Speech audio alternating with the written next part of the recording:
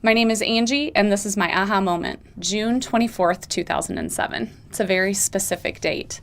I was sitting in my living room very early in the morning. It was a Sunday morning. There were a few kids at my house, and there was a very loud knock at the door. And I knew by the knock that something wasn't right. I opened the door, and it was my mom, and she was crying, and my dad was crying, and they said, Angie, Mike has been in an accident. He's hit a deer on his motorcycle, and I knew that he wasn't wearing a helmet because he never wore a helmet.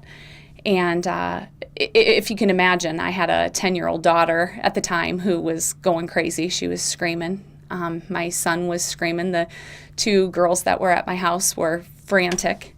And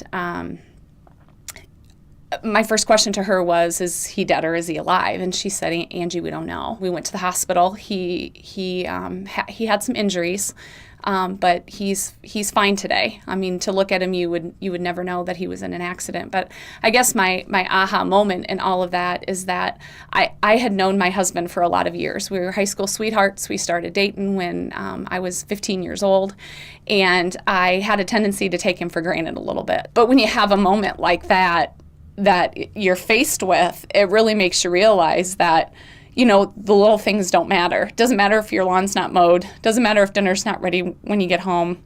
It matters that you have a family and that, my kids still have a dad. And so you can't take anybody for granted that you love ever. And if you're in a fight, still tell your husband and your kids that you love them every night before you go to bed, because you never know what tomorrow's going to bring.